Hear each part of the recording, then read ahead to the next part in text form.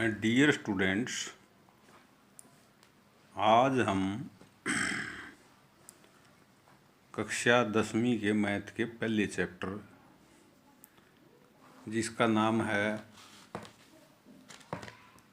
Real number और इसको हम हिंदी में कहते हैं वास्तविक संख्याएं, इसके बारे में डिस्कस करेंगे। तो ये देखिए नंबर है, मतलब संख्याएं। संख्याएं जो होती हैं वो दो प्रकार की होती हैं। नंबर एक रियल और नंबर दो कॉम्प्लेक्स। जो रियल नंबर है उसको आर से लिखते हैं और जो कॉम्प्लेक्स नंबर है उसको सी से डिनोट करते हैं। ये सेट ऑफ रियल नंबर को आर से, सेट ऑफ कॉम्प्लेक्स नंबर को सी से लिखते हैं। जो रियल नंबर हैं ये दो प्रकार के। नंबर एक रैशनल नंबर, नंबर दो इर्रेशनल नंबर। जो रैशनल नंबर हैं ये तीन प्रकार के हैं। Number one natural number. Natural जो नंबर हैं वो एक से शुरू होते हैं, एक दो तीन डैश डैश, और ये जो नंबर का सेट है इसको कैपिटल एन से लिखा जाता है।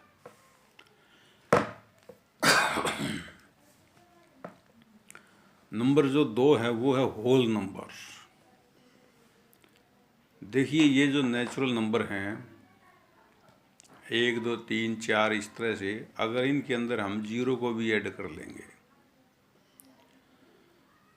तो ये जो नंबर होंगे ये फिर होल नंबर कहलाएंगे और होल नंबर के सेट को हम डब्लू से लिखते हैं। नंबर तीन इंटीजर्स। जब हम सारी जो नेगेटिव नंबर हैं वो और ये सारे होल नंबर इनको ले लेंगे एक साथ तो ये जो सेट होगा इस सेट को इंटीजर्स बोला जाता है। अब यहाँ देखना,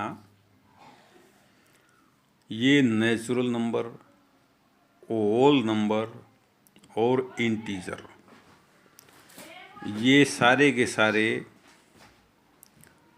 रैशनल नंबर के प्रकार हैं।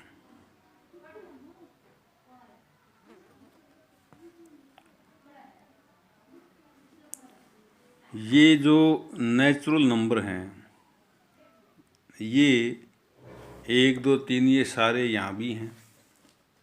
इसका मतलब ये होता है कि भाई यदि एक कोई भी ये सेट है, अगर इस सेट के सारे एलिमेंट इस सेट में हों तो इस सेट को हम फिर इस सेट का सबसेट बोलते हैं, इसका एक भाग। जैसे मान लीजिए कोई स्कूल 10वीं कक्षा तक हो तो 8वीं कक्षा के जो विद्यार्थी होंगे वो उसका एक भाग होंगे, हिस्सा होंगे। तो 8वीं कक्षा के जो विद्यार्थी होंगे वो पूरे स्कूल का एक तरह से सबसेट यानी कि एक छोटा भाग, उप समुच्चय कहलाएंगे। ये जितने होल नंबर हैं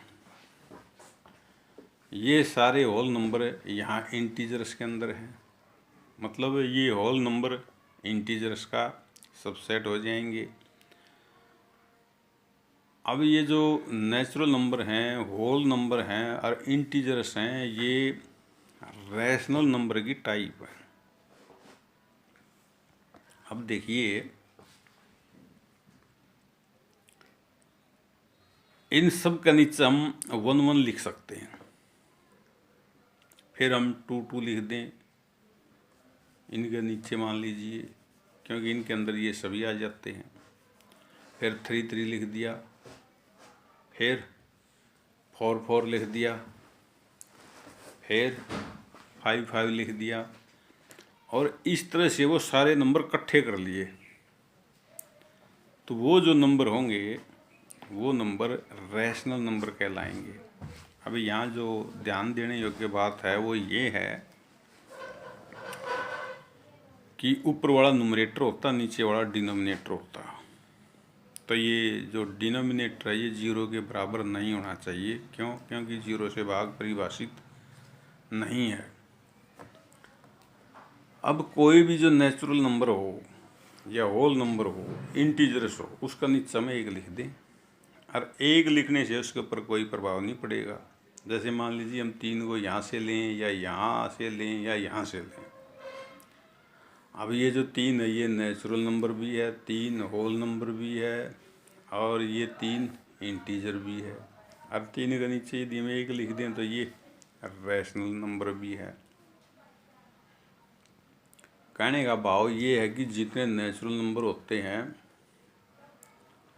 वो सारे होल नंबर होते हैं, और सारे होल नंबर इंटीजर होते हैं, और सारे इंटीजर रैशनल नंबर होते हैं। इसी तरह सारे होल नंबर रैशनल नंबर होते हैं, और सारे नेचुरल नंबर भी रैशनल नंबर होते हैं। अब देखना ध्यान से, कोई भी जो रैशनल नंबर हो उसको हम परसेंटेज में भी लिख सकते हैं, उसको हम डेसिमल में भी लिख सकते हैं। फिलहाल हमारे काम की जो बात है, हमारे जो काम की बात है वो डेसिमल में लिखने वाली है। 22/5। यदि हम 22 को 5 से डिवाइड करें तो ये 4.4 आ गया। तो यानी कि हम 22/5 को ऐसे लिख सकते हैं। अब इस 22/5 और 4.4 के अंदर असलियत में कोई भी डिफरेंस नहीं है। इसकी जो वैल्यू होगी 22/5 की और 4.4 की जो वैल्यू होगी वो सेम होगी, लेकिन ये फ्रैक्शन के रूप में है, मतलब रैशनल नंबर है, ये डेसिमल है। अब देखो यहाँ रिमाइंडर जो है वो आ गया 0।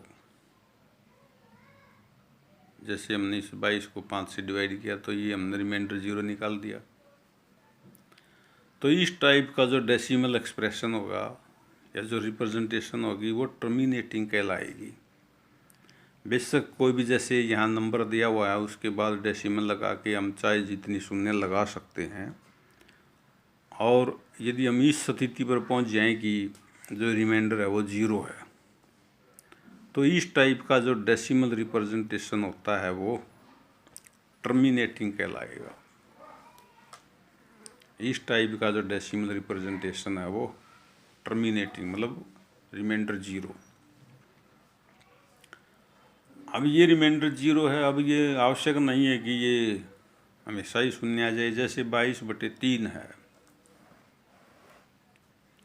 यदि हम इस 22 को 3 से डिवाइड करते हैं, जैसे 7 × 21, 1 बच गया, 0 तारी, 3 × 9, फिर 1 0, 3 × 9 1, इस तरह से 0 उतारते रहें और 3 × 9 करते रहेंगे, 1 ये बचता रहेगा।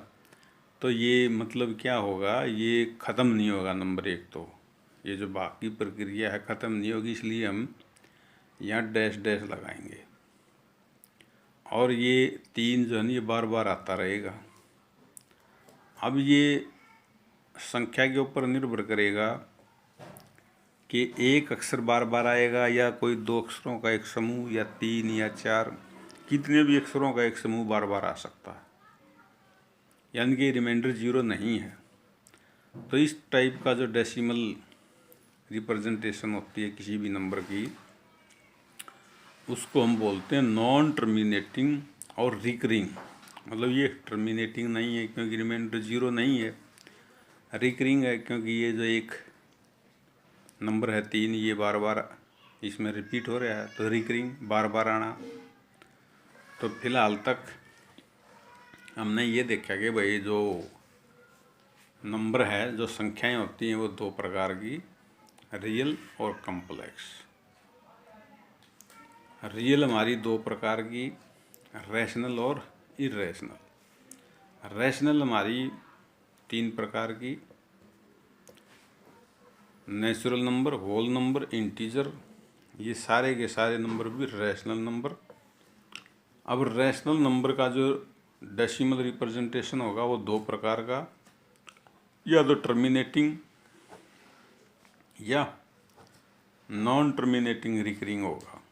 तो जिसका भी डेसिमल टर्मिनेटिंग हो या नॉन टर्मिनेटिंग रिकरिंग हो, वो जो रैशनल नंबर कहलाएगा, वो जो भी फ्रैक्शन होगी वो रैशनल नंबर कहलाएगी। रैशनल नंबर की ये मुख्य दो पहचान है। नंबर एक, या तो टर्मिनेटिंग यानी कि उसमें रिमाइंडर जीरो हो जाएगा, या नॉन टर्मिनेटिंग, रिमाइंडर जीरो नहीं होगा। और रिमाइंडर जीरो नहीं होगा, इसके साथ साथ एक अक्षर या अक्षरों का कोई एक समूह जो होगा वो रिपीट होगा, बार बार आएगा। तो जिस भी फ्रैक्शन का डेसिमल रिप्रेजेंटेशन टर्मिनेटिंग हो या नॉन टर्मिनेटिंग रिकरिंग हो, उसको हम रैशनल नंबर बोलेंगे। तो अब हम बात करेंगे इस इरेशनल नंबर के बारे में। तो सीधी सी बात है, जिसका डेसिमल रिप्रेजेंटेशन नॉन टर्मिनेटिंग, ख़त्म नहीं हो कभी भी, नॉन रिकरिंग, एक अक्षर या अक्षरों का कोई भी समूह बार बार ना आए। जैसे वर्गमूल 5 है, वर्गमूल 11 है, 11 का क्यूब रूट है, 17 का क्यूब रूट है। देखिए, जब हम इस 5 का क्यूब रूट निकालेंगे, नंबर एक, तो ये प्रक्रिया समाप्त नहीं होगी कभी भी। और दशमलव के बाद ऊपर जो भागफल अक्षर आएंगे वो हमेशा बदल बदल के आते रहेंगे। मतलब न को ग्रुप बनेगा, न को एक नंबर का ग्रुप बनेगा, न को दो का, न को तीन का, कितने भी नंबर का कोई ग्रुप नहीं बनेगा उनका। तो जितने भी वो नंबर होंगे वो सारे के सारे इरेशनल नंबर होंगे। तो इरेशनल नंबर में हमारे को जो बात याद रखनी चाहिए वो ये है कि ये किसी नंबर को किसी नंबर से भाग देने से प्राप्त नहीं होगा। यदि हम किसी भी नंबर को किसी नंबर से भाग देते हैं वो तो रैशनल होगा। तो इसको हम p/q की फॉर्म में लिख ही नहीं सकते। यदि हम रैशनल और इरेशनल को इकट्ठा कर लें तो वो, देखिए पहले ही बताया था, यहाँ देखिए रियल के ये दो पार्ट थे, रैशनल ये और इरेशनल। और इसमें जो नंबर होंगे वो इसके अंदर नहीं होंगे, और इसके अंदर जो नंबर होंगे वो इसके अंदर नहीं होंगे। अगर इन दोनों को हम इकट्ठे कर लेते हैं तो वो जो नंबर होंगे वो फिर रियल नंबर कहलाएंगे। और फिर इसमें एक पार्ट था कॉम्प्लेक्स, यहाँ देखना ये कॉम्प्लेक्स। तो ये कॉम्प्लेक्स जो नंबर होगा ये इस टाइप का होगा, a+ib। ए भी रियल है, बी भी रियल है, A B belong to real number, और ये आई इमेजिनरी पार्ट जिसको आयोटा बोलते हैं, और ये -1 के स्क्वायर रूट के बराबर होता है। अब हम इस रियल जो नंबर चैप्टर है इसकी एक्सरसाइज करने से पहले हम कुछ 4 मुख्य बातें और देखेंगे। 4 मुख्य जो बातें वो ये हैं, एक है प्राइम नंबर और एक है कंपोजिट नंबर, और एक बात है इवन नंबर, एक है ओड नंबर। तो देखो, कोई भी जो नंबर होगा या तो वो प्राइम होगा या कंपोजिट होगा, इन दोनों में से एक प्रकार का होगा। या प्राइम होगा, प्राइम नहीं है तो कंपोजिट होगा। इसी तरह से या वो इवन होगा, इवन नहीं है तो वो ओड होगा। तो देखो, एक है ये जो 1 है, 1 को हम प्राइम नंबर नहीं मानते। तो 1 प्राइम नंबर नहीं है तो कंपोजिट भी नहीं है, 1 2 से डिवाइड नहीं होगा तो इवन भी नहीं है। एक को जो सिर्फ है हम ओड नंबर मानते हैं। ये बात याद रखनी है। एक ना तो प्राइम नंबर है, ना कंपोजिट नंबर है, ना इवन नंबर है, एक सिर्फ ओड नंबर है। अब हम प्राइम नंबर के बारे में जानने का प्रयास करेंगे। देखिए, कोई भी नंबर हो, वो जैसे ये 8 लिया, वो 1 से भाग हो जाएगा और वो स्वयं से भी भाग हो जाएगा। जैसे ये 8 8 से भाग हो जाएगा। और इस तरह से यदि हम और कोई नंबर लेते हैं, वो नंबर भी 1 से भाग हो जाएगा और वो स्वयं से भी भाग हो जाएगा। कोई भी नंबर हो, चाहे वो प्राइम हो, कंपोजिट हो, इवन हो, ओड हो, कोई भी नंबर हो, हर एक नंबर की ये 2 विशेषताएं होती हैं। कौन सी 2 विशेषता? 1 से भाग हो जाएगा वो नंबर। नंबर 2, वो नंबर स्वयं से भी भाग हो जाएगा, चाहे वो प्राइम नंबर हो, चाहे कंपोजिट हो, चाहे वो इवन हो, चाहे वो ओड नंबर हो। तो प्राइम नंबर वो होगा जो या तो 1 से भाग हो या स्वयं से भाग हो। जैसे ये 5 है, ये 1 से भी भाग होता है और ये स्वयं से भी भाग होगा। ये 2 विशेषता तो हर एक नंबर की होती हैं। बाकी ये जो 5 है, तीसरी किसी भी संख्या से भाग नहीं होता, तो इसलिए ये जो 5 है ये है प्राइम नंबर। अब जैसे ये 8 है, 8 1 से भी होता है, 8 8 से भी होता है, ये 2 से भी हो गया, ये 4 से भी हो गया, तो इसके ये 4 फैक्टर हो गए। तो इसको हम कंपोजिट नंबर बोलेंगे, जिसके कम से कम 3 फैक्टर हों, at least 3 factor. Even number simple है, जो 2 से भाग होगा। ओड नंबर जो 2 से भाग नहीं होगा। अब हम जैसे 1 है, एक प्राइम नंबर नहीं है, ये बात याद रखनी है। एक प्राइम नहीं है तो कंपोजिट भी नहीं है, न ये इवन, ये सिर्फ ओड नंबर है। 2 प्राइम नंबर है। क्यों है? 2 1 से और सिर्फ 2 से भाग होता है, 3 फैक्टर नहीं है। कंपोजिट नहीं है। ये प्राइम है तो कंपोजिट नहीं होगा, क्योंकि इन दोनों में से एक होगा और इन दोनों में से एक विशेषता होगी उसकी। तो ये इवन है, 2 से भाग होता है, तो ये ओड नहीं होगा। 3 है, 3 प्राइम नंबर है, तो 3 प्राइम है तो कंपोजिट नहीं होगा। 3 2 से भाग नहीं होता तो इवन भी नहीं होगा। 3 ओड नंबर है। इसी तरह से 4 है, 5 है, 6, इनको हम देख सकते हैं। तो देखो, सबसे छोटा जो प्राइम नंबर होगा वो होगा 2, क्योंकि एक ओड नंबर है, एक सबसे छोटा ओड नंबर है। एक को कंपोजिट या प्राइम नहीं मानते।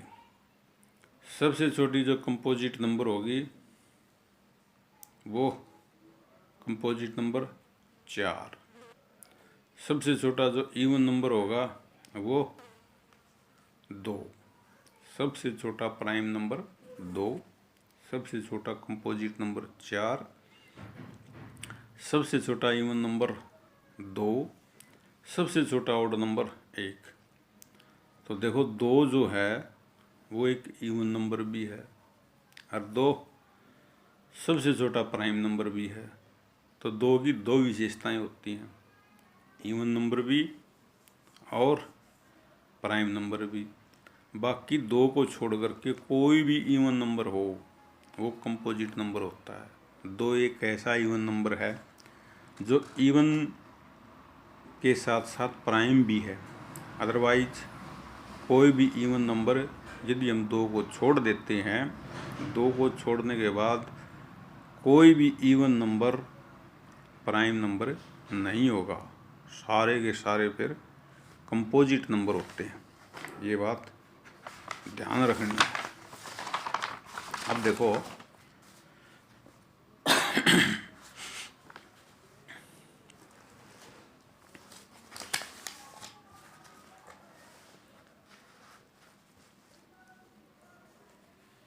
मान लीजिए ये 4 एक इवन नंबर है, 6 भी इवन नंबर है। इनका जो जोड़ हो गया 10, 10 भी इवन नंबर है, यानी कि इवन नंबर में इवन नंबर जोड़ देंगे इवन नंबर। तो इवन नंबर की इवन नंबर तक गुणा करेंगे ना, 4 6 24, वो भी इवन नंबर। अगर हम घटाएं इवन में से इवन तो वो भी इवन नंबर ही बचेगा। जैसे इवन में यदि हम ओड को जोड़ दें, ओड बनेगा। इवन की रोड की गुणा करें, इवन की रोड की गुणा इवन होती है। यदि हम मान लीजिए इवन में से यदि हम ओड नंबर घटा दें, जैसे ये 6 है, ये 3 घटा दिया तो क्या बच गया, ये ओड नंबर। तो हमने जो बात याद रखनी है कि भाई इवन नंबर में इवन नंबर जोड़ेंगे इवन नंबर, गुणा भी इवन नंबर। इवन ओड का जो जोड़ करेंगे या घटा करेंगे तो वो होगी ओड नंबर। और यदि हम इवन ओड की गुणा करते हैं तो वो भी इवन नंबर होगा। अब ये देखना, जैसे 18 है इवन नंबर, एक है ओड नंबर। यदि हम इस इवन नंबर में ये 1 जोड़ दें तो ओड आ जाएगा। मतलब कोई भी इवन नंबर लो, उसमें 1 जोड़ दो या 1 घटा दो तो वो ओड नंबर आ जाएगा। बात ये है। अब देखो, ये तो बात यहाँ तक। अब यहाँ और थोड़ी ही चीज़ देखते हैं। जैसे ये नंबर है हमारा 42/5।